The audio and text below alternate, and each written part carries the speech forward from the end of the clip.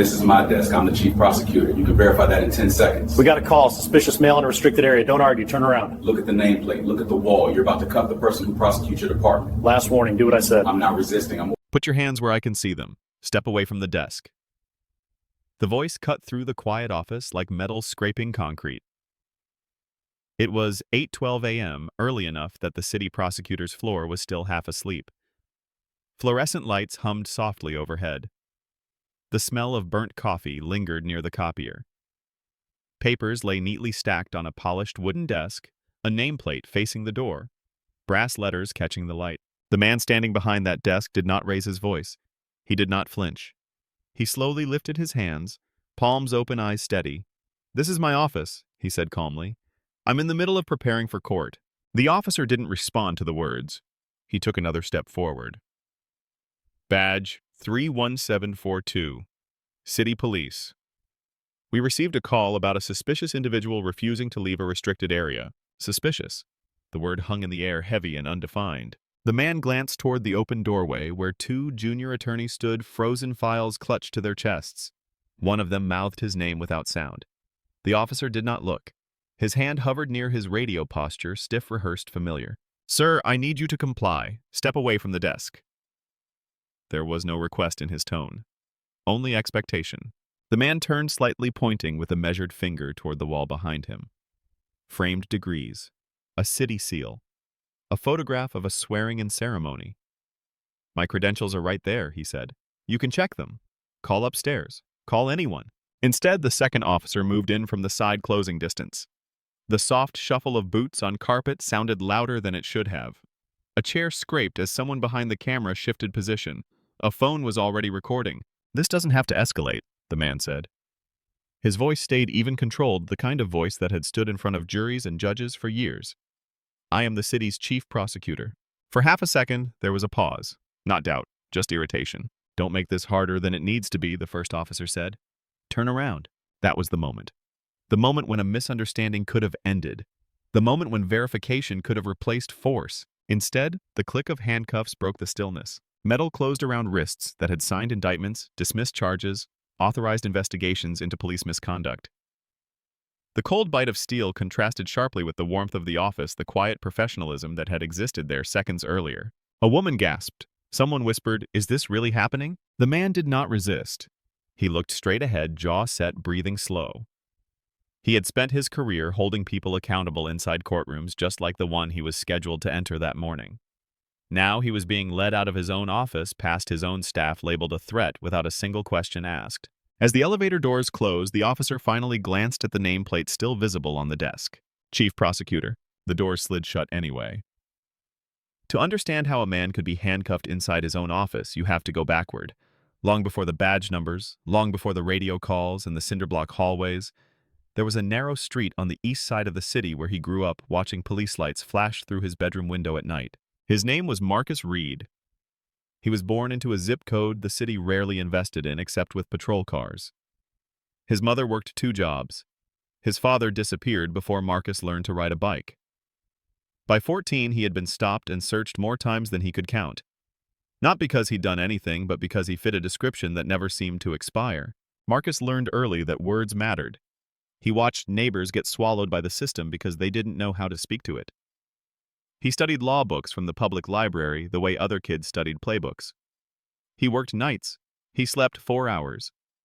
He graduated college without connections, without favors, without safety nets. Law school nearly broke him. Tuition bills stacked up. Professors questioned whether he belonged. Internship interviews ended politely and went nowhere. Still, he kept going. He passed the bar on his first try. He joined the prosecutor's office when no one expected him to last. He did more than last. He built a reputation. Marcus Reed became the prosecutor who took the cases no one wanted. Police misconduct, civil rights violations, internal corruption that made colleagues uncomfortable. He didn't grandstand. He documented. He didn't shout. He proved.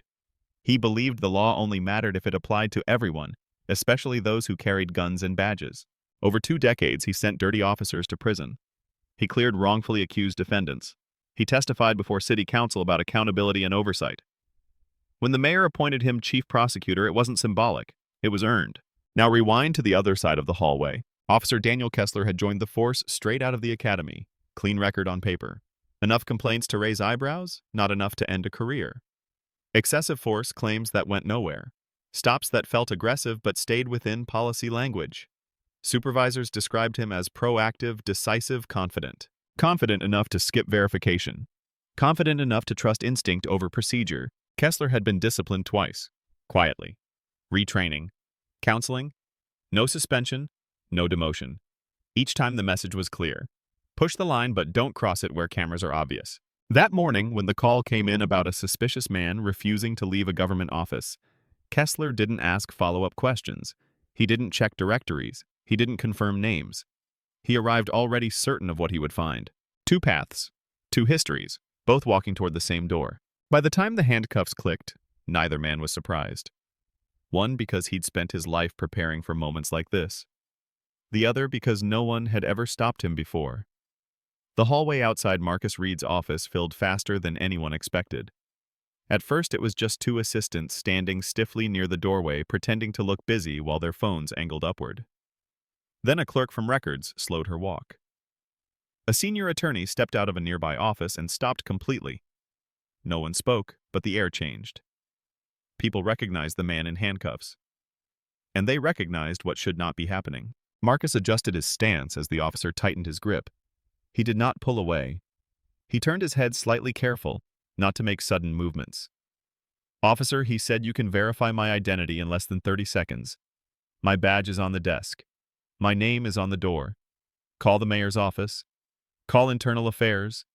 Call anyone you trust." Officer Kessler did not slow down. He did not look at the door. He repeated the same instruction he had already given twice. "Keep moving." The second officer shifted position, placing himself just behind Marcus's shoulder. A classic containment move, procedural, mechanical.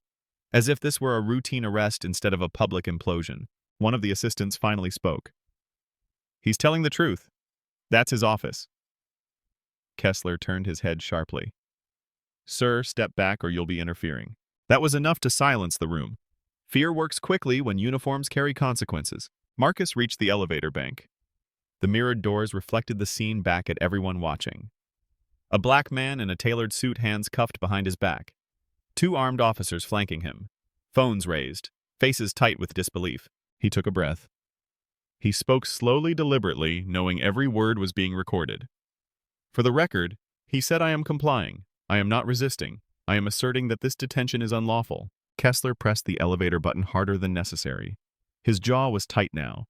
He could feel the shift in the crowd. He could hear the murmurs. He had crossed the point where backing down was easy. Stopping now would mean admitting error, and error had never been forgiven in his experience.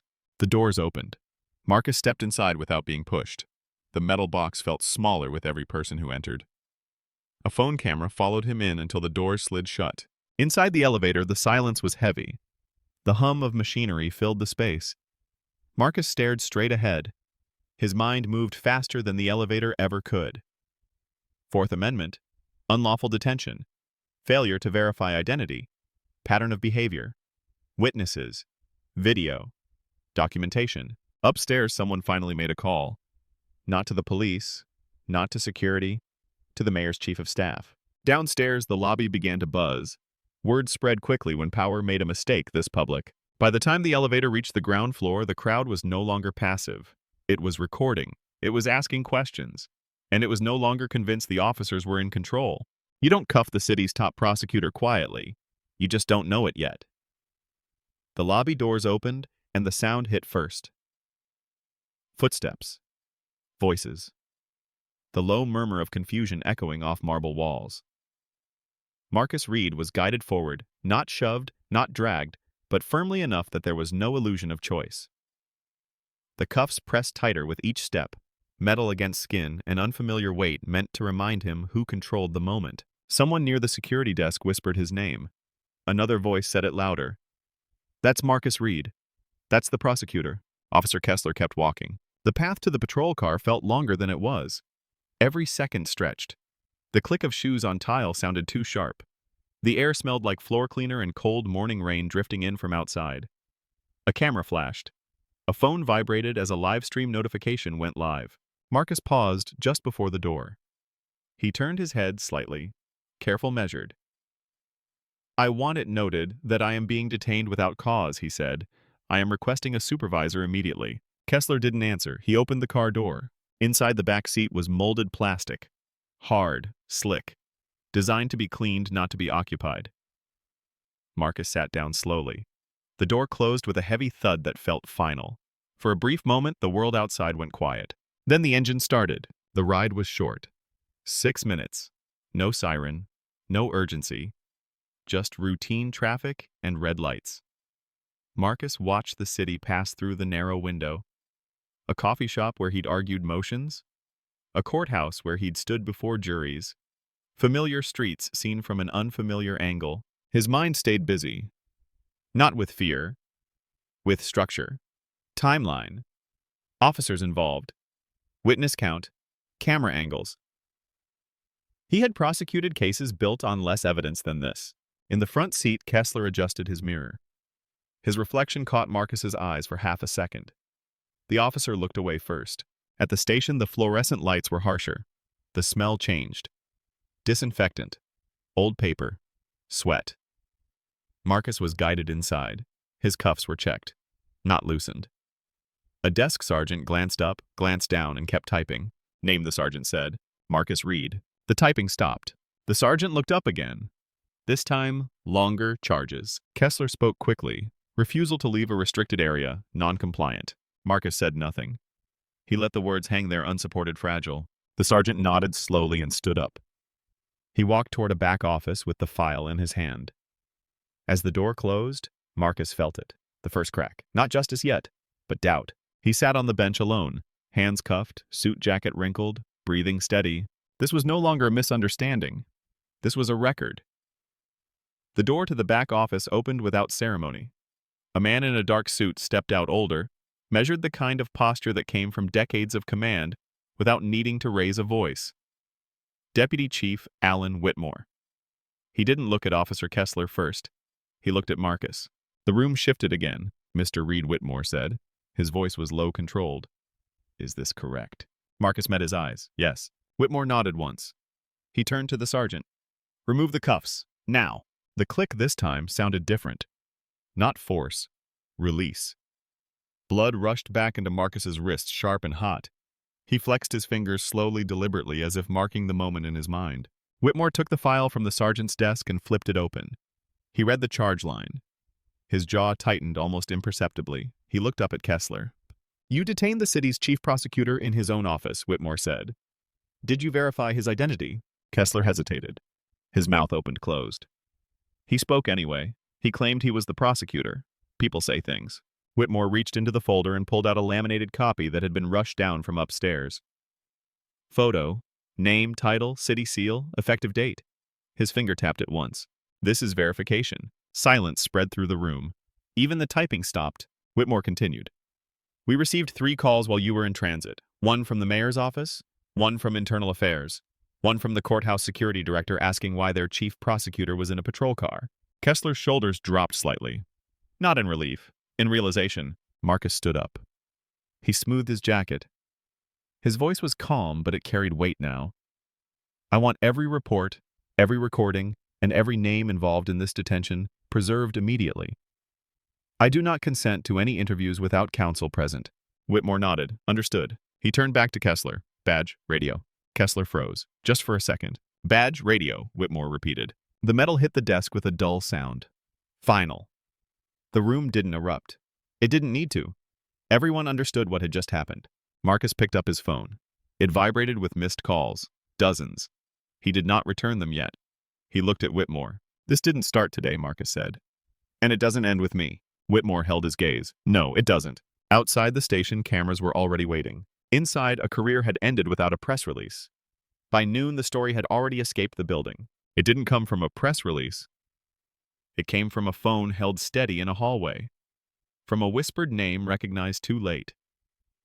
From the unmistakable image of a city's top prosecutor walking out of his own office in handcuffs. By the time Marcus Reed returned to his desk, the video was everywhere. He did not give a statement that day. He didn't need to. The footage spoke clearly enough. The timeline was undeniable. 8:12 a.m. officers enter. 8:15 cuffs applied. 8:21 elevator descent. 8:32 arrival at the station. 8:46 cuffs removed. Every second logged, every action preserved. Within 24 hours, his legal team filed suit. Federal court. Civil rights violations. Unlawful detention. False arrest. Failure to verify identity. Pattern and practice. Supervisory negligence. The complaint ran dozens of pages, but the heart of it was simple. Authority had acted without accountability, and this time it had been caught on camera. The public reaction was immediate. The video crossed 1 million views before sunset. Comment sections filled with familiar stories. People who had never been mistaken for criminals said they couldn't believe it. People who had lived it said they could. Internal Affairs opened a full investigation. Not a review. An investigation. Body camera footage was pulled. Dispatch audio was logged. Kessler's personnel file was reopened this time without redactions. Complaints that had been quietly closed were suddenly relevant.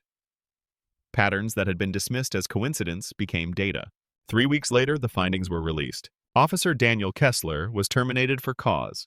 The report cited repeated failure to follow verification procedures, escalation, without justification and conduct unbecoming.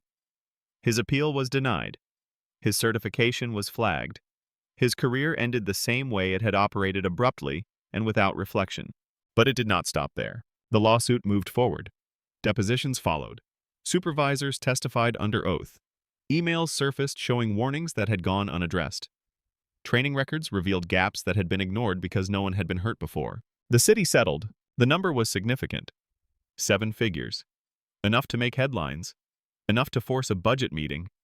Enough to remind leadership that ignoring misconduct always costs more later. Marcus Reed did not celebrate. He directed the settlement funds toward policy reform initiatives, independent oversight, and mandatory verification training. He insisted on public reporting requirements. He testified before counsel not as a victim, but as a witness to a system that only corrected itself when exposed. The irony was not lost on anyone. The man tasked with holding the city accountable had been forced to do it from the wrong side of the handcuffs. Justice had been served, but only because it had been recorded. What happened to Marcus Reed was not a fluke. It was not bad luck. It was the predictable outcome of a system that allows authority to operate on assumption instead of verification. Under the law, no officer is permitted to detain an individual without reasonable, articulable suspicion of criminal activity. Inside a government building, that standard does not disappear. It becomes stricter. The Fourth Amendment is clear. Detention requires cause. Arrest requires probable cause. In this case, neither existed. There was no threat, no refusal to comply, no verification attempt. The failure was not just personal. It was procedural. Legally, the moment officers ignored readily available identification, nameplates, witnesses, and institutional confirmation, the detention became unlawful. Courts have ruled repeatedly that failure to investigate obvious exculpatory evidence is a constitutional violation. Ignorance is not immunity. Authority does not excuse negligence. But law alone does not explain why this keeps happening. Social psychology does. Bias does not always announce itself as hatred. Often it presents as confidence. A belief that instinct is enough. That certain people do not belong in certain spaces. When unchecked bias narrows perception, evidence becomes invisible. Contradictions feel like defiance. Escalation feels justified. This is how professionals get handcuffed in their own offices. So what should you do if this happens to you or someone you love? First, remain physically compliant. Not silent. Not submissive. Compliant. State clearly that you are not resisting. Ask for names. Ask for badge numbers. Ask for a supervisor. These words matter later. Second, document everything. If you can record, do so openly. If you cannot, narrate. Time, location, names, witnesses. Say them out loud. Cameras change outcomes because they preserve truth. Third, do not argue law on the street. The courtroom is where law lives. The street is where safety matters. Preserve yourself first. Build your case second. And finally, understand this. The system corrects itself only when forced to confront its reflection. Not every injustice goes viral. Not every victim has resources. That does not make the injustice smaller. It makes the responsibility larger. Marcus Reed's case mattered not because of who he was, but because of who he represented. If this can happen to the city's chief prosecutor, it can happen to anyone. And it already has. Justice is not automatic. It is demanded, documented, and defended. What do you think should change so this never happens again? Comment below.